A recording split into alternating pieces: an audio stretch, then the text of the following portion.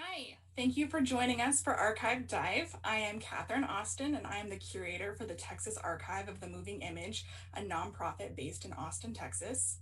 Over the last 12 years, our organization has partnered with the Office of the Governor's Texas Film Commission to bring old films and videotapes back to life. Our Texas Film Roundup program provides Texans with free digitization services for their films and videotapes, but more importantly, preserves and shares their uniquely Texas stories via our website, texasarchive.org. There you can watch more than 5,000 films and videotapes contributed by individuals and institutions from across the state. With Archive Dive, we will be highlighting the people behind the collections on view at texasarchive.org and chatting with contributors about their films and discovering more information about those moving images and the Texans that made them. Tonight, we will be watching films from two collections that came to us under very different circumstances. Contributor Richard Eisenhour is a native Texan born and raised in Galveston Island, where his love of history first bloomed. For 20 years, Richard has worked in the curatorial division of the State Preservation Board, the agency that cares for the Texas Capitol. As collections coordinator, he assists in the care and handling of the Capitol's collections of historic furnishings and artwork. Richard holds an MA in Museum Studies from George Washington University and a BA in American Studies from the University of Texas. His devoted hobby is the collecting and study of Texas tourist ephemera, and especially the earliest souvenir postcards and the odd messages occasionally written upon them. We are talking to Richard via Zoom. Good evening, Richard. Hello, how are you tonight? I'm great. How are you doing? Doing beautifully, thank you. Now, Richard, tell us a little bit about the materials you brought to us for the Texas Film Roundup, because some of them are your own family's films, Yes, but others you discovered on eBay. Is that right? that's correct. The family films date to, oddly, all date to 1925, which is exceptionally early. Granddad uh, raised his family in Tulsa, Oklahoma, and subsequently, most of the films show scenes from Tulsa, but they had family in Galveston as well and took a trip in 1925 to Galveston, showing wharf scenes, seawall scenes, including the Galvez Hotel. But the scene that I most want to talk about is showing his father and mother, who are quite elderly at the time, in front of the family's ancestral home on 33rd Street in Galveston.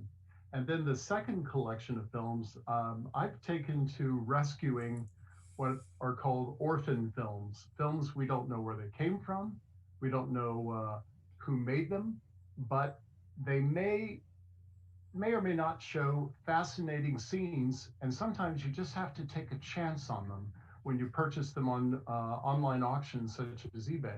And in my case, I got very lucky with a collection of films from which we're going to see a clip and talk about a clip tonight, in which there were six films from about 1939, 1940, including one significant Kodachrome color film, and that's what we'll talk about. But I've been rescuing a number of these for nominal prices, well under $100 a piece, and it's just the fascination of you can get a two-dimensional image, but wow, wouldn't it be wonderful to be able to see the two dimensions expanded into a moving two-dimensional? You can't say three-dimensional, but anyway, that's about the gist of it. Well, that sounds incredible. But we're first going to start with we're going to start our dive with a home movie from the H.R. Ketchum Film Collection, which is Yes, your ancestor. that's right. And so let's roll the clip. Okay. Now we're just seeing images from Atlantic City, but it's going to cut into scenes of Galveston shortly. And I wanted to show you this significant section Sure. because, let's see. Okay, just a moment. Oh, by the way, we have the Texas horned lizard here, which we call the Perfect. horny toad. There we go. Whoop, Right. there we go. This we just couldn't believe survived. This is my great grandmother on the left, of course, and we'll see them in just a moment. This is the Menard House, became known as the Menard Ketchum House, built unbelievably in 1838 on Wow. the in Galveston. That's my grandfather, Henry Ketchum. There's great grandmother, Mary Eleanor Stelfox Ketchum. And this man with the hat, we'll see in a moment See again. briefly. We'll see, we'll see him quite a bit of him in a bit. I just cannot believe that your great grandparents could survive to be filmed. views of the yard. Now, the older man, his name is, we call him formally Captain Edwin Nesbitt Ketchum, born in the 1840s in near Bermuda. And let's see, we're seeing the front walk of the Menard House. There's my now late Aunt Ellen. And then my mother, who is only 3 years old, coming up from behind, and granddad. And Captain Edwin Ketchum in the very back there uh, he was a captain during the Civil War, but he's most well remembered for having been the police chief of Galveston during the Great Hurricane of 1900. Yeah. And And then then was, yes, go ahead. I'm I sorry. was gonna say, because then the house survived the hurricane too, didn't Yes, that? the Yeah. house survives the storm surge, which pushed the wall of debris from south to north. The storm surge, if the storm had not abated when it did, if it had gone on for another hour, the storm surge stopped about a block to a block and a half south of the family home, Oh, but wow. would have destroyed the home as well. He was caught downtown, of course, at the police station. His son on the left here, Henry Ketchum, was responsible for taking dry clothing to his father downtown by horse and carriage, of course, and then had a heck of a time dodging roofing slates as he made his way in chest deep water back to the family home. Wow. Um, Incredibly, he didn't pass until he was about 90, that Edwin Ketchum, in 1931. I don't know the significance of why he's holding such a tremendous saw, but Comparison. yes, exactly. I suppose he was a wiry man and Mm-hmm. probably the oldest living, one of the oldest living Union veterans. He served in the Union Army. So, so it's just fascinating seeing your great grandparents whom lived in legendary memory in Right. family lore. Well, it's also, this was originally shot on nitrate film, wasn't it? That is correct. Amazing that it survived. Yeah, I mean, because it's not very common to find home movies shot on nitrate film. Not only Yes, because it was obviously more expensive and most families couldn't afford it, but also because it's so combustible and exactly. most of them aren't surviving anymore because they've just burned up into flames.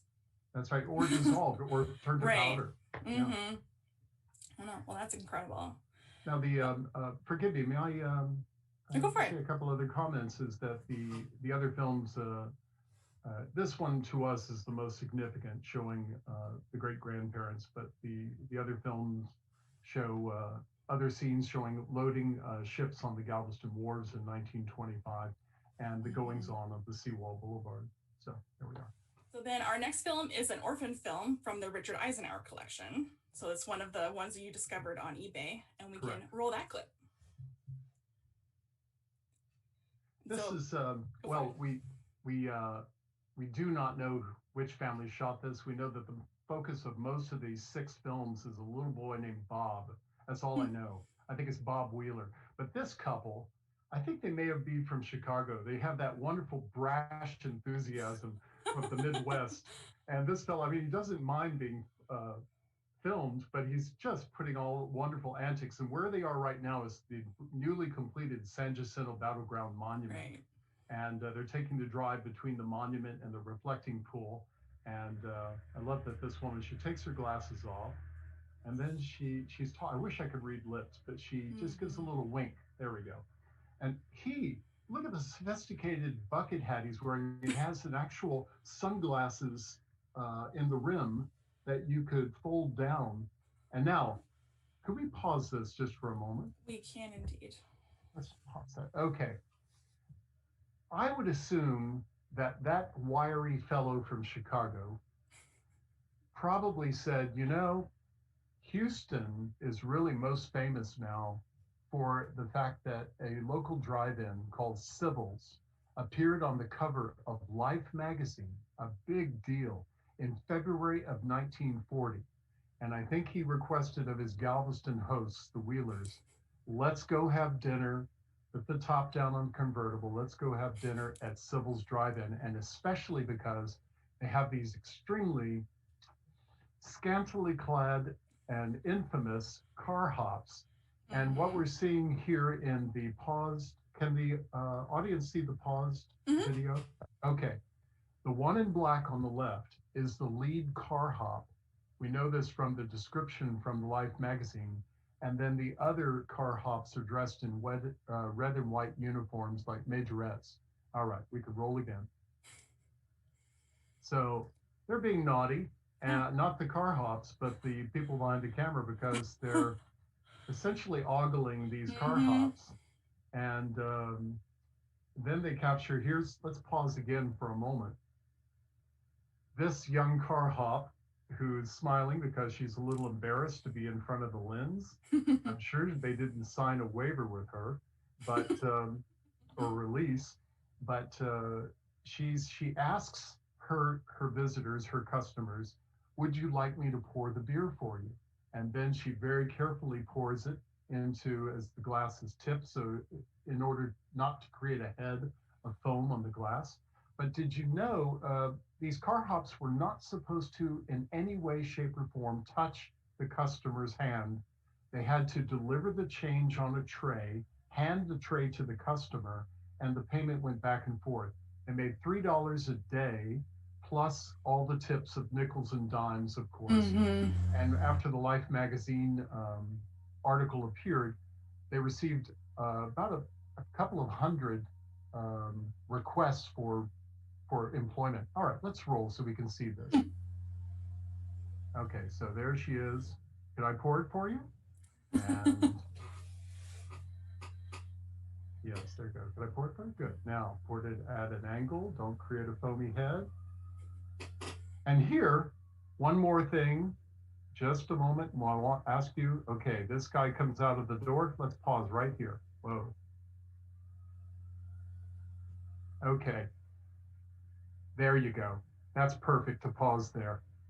Knowing that he's about to be caught out by the male manager inside the Sybil's drive-in, our cameraman unwittingly says, I'm not filming any car hops. I'm going to point the camera. I'm taking, oh, look at the beautiful neon, which is to our advantage. Who would ever at this time think of photographing the neon, which is what makes this clip so significant? You have these Sybil's car hops, and then you get to see the Art Deco neon of this drive-in that no longer exists.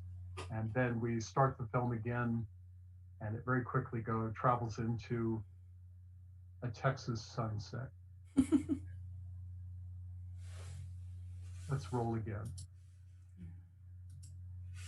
There we go. And that's where this clip leads off. Another beautiful Texas sunset. Yeah, and I feel like Texas sunset. With the orphan films, it's just another way to people watch. Just like what they were doing, you know? They're just complete strangers that you can make stories about, you know, about what they're doing. Yes, yes.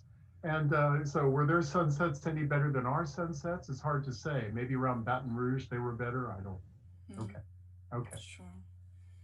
Partial to a West Texas one myself. Yeah. but with that, we can load the last clip. And our last film that we're going to talk about tonight is another orphan film. This one most likely shot in the 1950s is where we estimated it based on it. And starting with one of the most purest Texas experiences, which is taking photos in a field of bluebonnets. And we can roll the clip. This film, which isn't of Galveston, which is my first love, and isn't of Houston, is of West Texas. And I did not know who these people were, of course. It's an orphan film. I don't know who these characters are, but look at that scene. For as far as the eye can see, there are bluebonnets.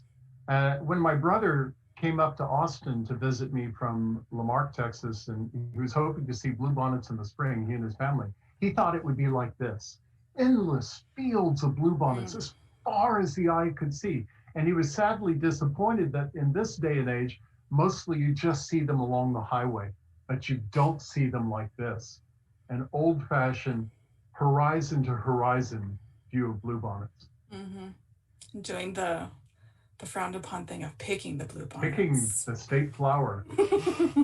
That's right. They must be out of towners. Well, and they're real willing to risk going through barbed wire. So it must be worth it.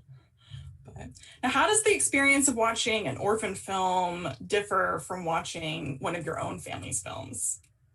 because you don't know the people in it. No, I don't know the people, but I'm hoping that, especially when I purchase an orphan film. Oh, by the way, I think this is College Station, Texas A&M Mm. University.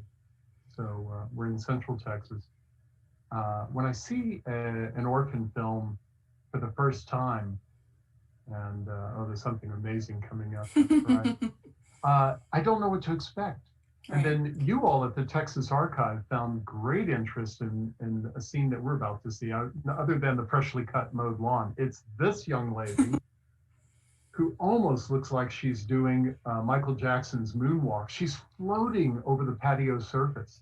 And I'm not sure why they keep training the camera on her, except that, do you think that she might be practicing for a dance competition? I can see that. Certainly possible. I mean, this is, as you would put it, a fascinating dance. I don't Mm-hmm. even know what it's called. Do you have any idea? Have you I have no consulted idea. I dance feel historians? it's like the 1950s version of a TikTok dance, Oh, wow. and the, a viral dance craze. But Yes. no, I feel like Tammy loves this scene because we actually we submitted a GIF of her dancing to Mhm. the Center for Home Movies Home Movie Day gift contest, and we won. And we won the inaugural Home Movie Day gift contest, and made a couple bucks for this small little nonprofit Oh, on her that's dancing. wonderful. So Congratulations. I am pleased to have been the contributor of this film for exactly. that purpose. Thank you. Wonderful. Well, it goes on and on of her doing this amazing dance with her extremely lank legs. And Mm-hmm. she's just floating over the patio. Have no idea who she is. Yeah. And this is one of those orphan films to keep an eye out on eBay, whether 8 millimeter, 16 millimeter, Super 8 um, videos, whatever it is, to contribute your films, especially when they're reasonably priced. I think this one Mm-hmm. was probably all about $10. Wow. What are you generally looking for when you're scouring over eBay for an orphan I film? I plug in a few terms: Texas, 8 millimeter, movie, film, home movie. Home movie generally brings up a bunch of commercial titles. But if I put in Texas 8 millimeter film or movie, then the occasional one will pop up. I haven't seen anything of late as wonderful and rich as the ones I've been so fortunate to have been able to purchase. She's great. And she's got those cat eye glasses too. That's right. That's right. Well, okay. I think that's it. There it is. Well, thank you so much, Richard. We are You're really welcome. privileged that you have shared your films with us and that we could then share them with the rest of Texas and the world, really anyone with an internet connection as part of our Film Roundup program. And we're also doubly privileged that you took the time tonight to talk to us about your No, materials, because since they are orphan films, your contributions of research about the drive-in and that's all research that we wouldn't necessarily know, and so we really appreciate you sharing that information with us too, so that our own descriptions can be as robust as possible. wonderful. Thank you very much for having me. Sure. And I will say to the audience that if you enjoy learning about these films, please consider sending us a tip. We take donations via texasarchive.org/support us. Thank you.